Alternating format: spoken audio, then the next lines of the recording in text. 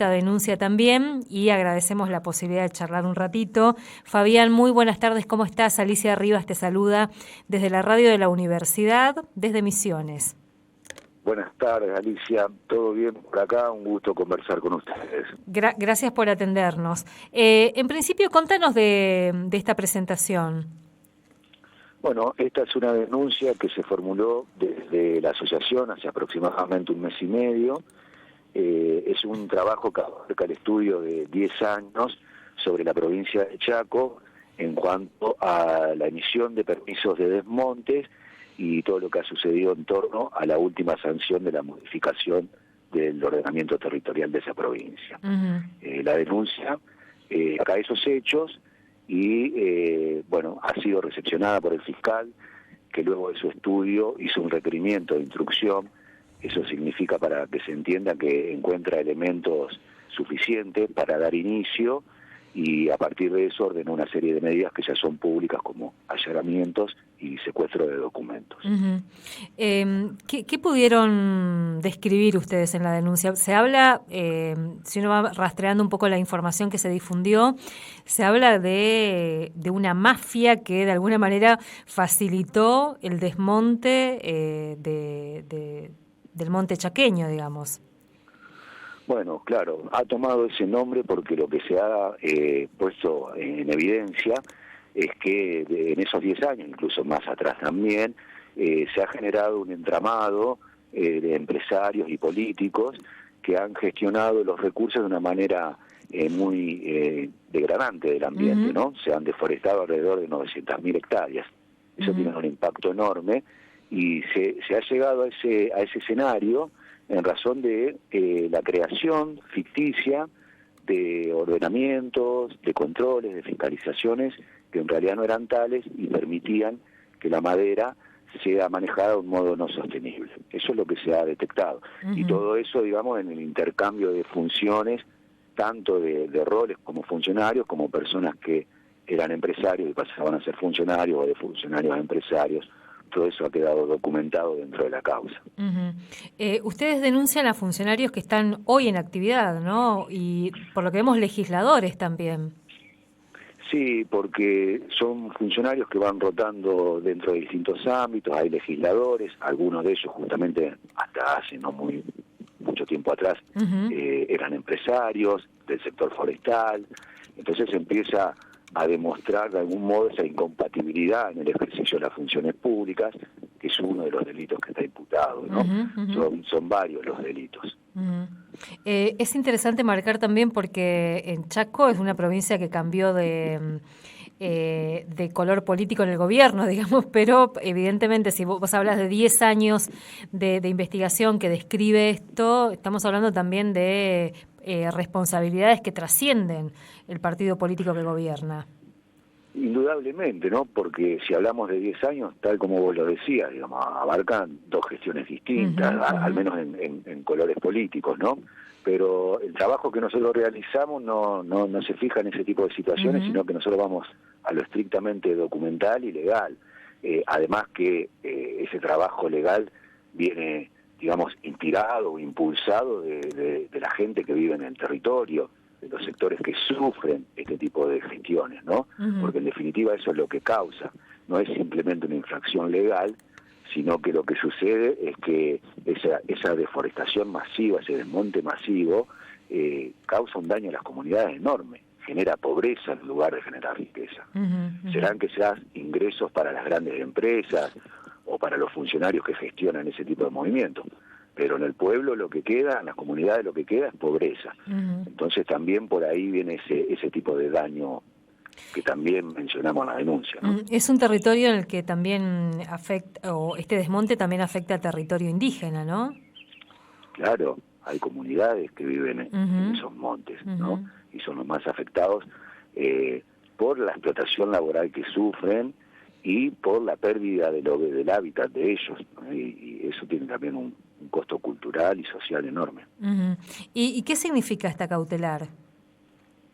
Bueno, la cautelar en principio es muy reciente, ¿no? Y en un contexto de celeridad, porque eso es algo que nosotros realmente estamos muy satisfechos primero en el trabajo que hicimos, porque tiene un respaldo documental y un aporte de diferentes profesiones, digamos, muy importante, colectivo, pero además también vemos auspiciosamente la celeridad con la que ha actuado tanto el Ministerio Público Fiscal como el Poder Judicial. Y es lo que se requiere en este tipo de situaciones, ¿no? Y más en este caso donde hubo décadas de que nadie hiciera nada al respecto. Uh-huh. Pensaba en este contexto. Hoy se conoció la reglamentación del régimen de incentivo para grandes inversiones que nos vienen advirtiendo que es como darle más celeridad al saqueo y al extractivismo en nuestros territorios. ¿Cómo discuten ustedes desde una asociación de abogados ambientalistas también esta situación? Claro, en realidad nos sorprende que la legislación vaya hacia ese rumbo, ¿no? Uh-huh, porque incluso es algo que viene sucediendo de antes y el ordenamiento territorial del bosque es una muestra de ello, ¿no? Siempre después de alguna conquista legislativa en términos ambientales, después vienen muchos intentos de retrotraerla, ¿no? De quitarle el valor o la potencia que pueda tener. Y bueno, y el RIGI viene a hacer un poco esto. La verdad que es una violación directa a los derechos humanos fundamentales. La primer mirada crítica y la de mayor alarma, todas llevan mucha alarma, es lo que sucede con la entrega del agua, ¿no? Seriamente amenazado el derecho humano al acceso al agua potable, ¿no? Con las disposiciones que ya conocemos al respecto. Uh-huh. Fabián, volviendo un poco al caso de Chaco, digamos, porque por un lado está esta medida cautelar y hay una denuncia penal donde se identifican a estos funcionarios, legisladores y demás. ¿Qué pasa con la situación de estas personas que aparecen ahí nombradas e imputadas? Bueno, primero que la medida cautelar, y esto es interesante decirlo, es dentro del marco de la denuncia penal, ¿no es cierto? Bien. Si bien es en un incidente, pero está dentro del marco y del tratamiento de una cuestión penal. Eso es importante saberlo, ¿no? Y por otro lado, bueno, me decías en la pregunta, perdón. No, ¿y qué pasa con las personas que están mencionadas ahí, sí, digamos, no?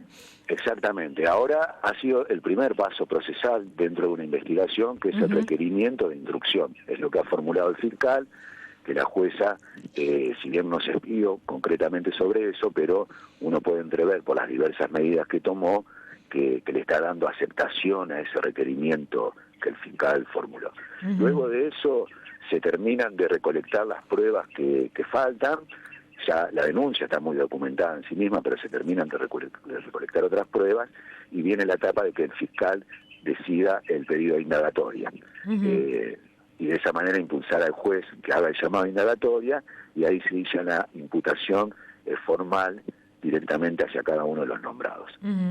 ¿Y ustedes como asociación qué serían? ¿Querellantes además en esta causa? Sí, claro, sí. Nosotros desde el minuto cero, digamos, desde que nos ponemos a estudiar la causa, sabemos que vamos a ser querellantes, porque esa es la forma de trabajarlo, ¿no? Es la herramienta que tenemos para hacerlo.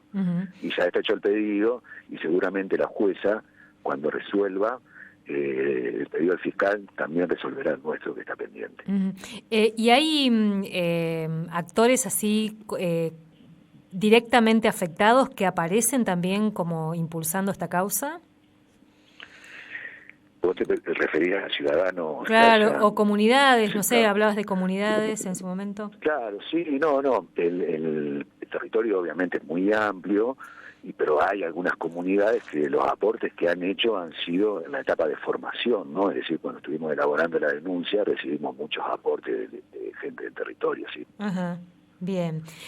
Fabián, bueno, seguramente vamos a seguir mirando también desde acá cómo avanza esta causa, lo que nos permite también ver desde lo que se presenta aquí en la provincia, lo decía un poco también fuera de aire, y en la presentación, acá cada tanto vemos el reclamo, las advertencias de las comunidades Mbuga guaraní sobre sus territorios, sobre el desmonte, bueno, lo asimétrico que es para las comunidades oportunidades también enfrentarse con grandes empresas para el cuidado de sus montes y de sus territorios. Así que viene bien ver como precedente esta causa también. Sí, es algo que tenemos muy presente, lo que vos describís, y nuestros próximos pasos están un poco dirigidos hacia eso, ¿no? Ver de qué manera rápidamente el Estado va a atender las necesidades de esas comunidades. Nuestra denuncia también va ligado a eso. Si bien ahora se está hablando más de la parte penal, porque es lo que es noticia hoy, pero el trabajo, la mirada, tanto de la asociación como del pacto ecosocial, que comulgan ahí en la misma mirada, es también atender a ese tipo de necesidades que vos describías. ¿Y hay antecedentes de denuncias de estas dimensiones que involucran a este tipo de funcionarios, de legisladores, de intendentes, vimos también?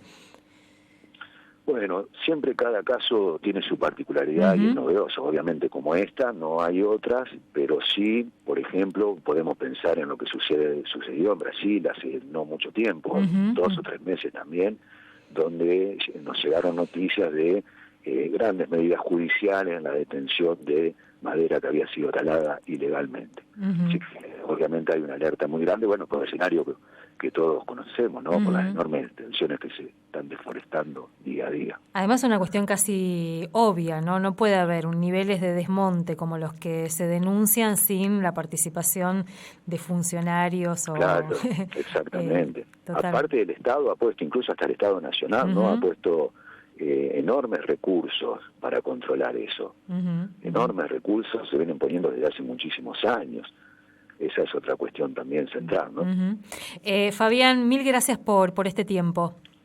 A ustedes por preocuparse, gracias. Un abrazo, hasta luego.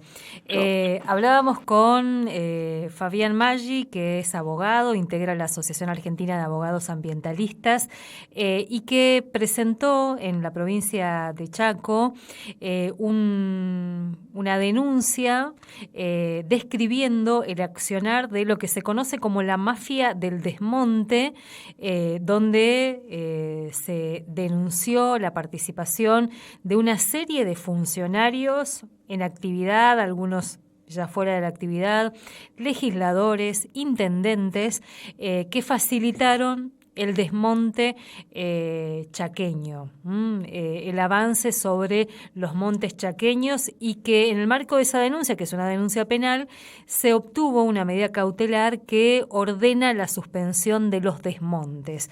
Y queríamos conocer un poco esta historia que claramente da cuenta también, y esto que decíamos sobre el final de la nota, no hay desmonte sin complicidades, sin responsabilidades de este nivel, ¿no? Desde funcionarios hasta legisladores que facilitan que semejante nivel de desmonte y de extracción o extractivismo en los territorios se puedan dar. Y bueno, en el caso de Chaco es un ejemplo. La medida cautelar se dio en el marco de esta causa judicial, de esta denuncia penal, y la dictó la jueza federal Zunilda Nirenberger.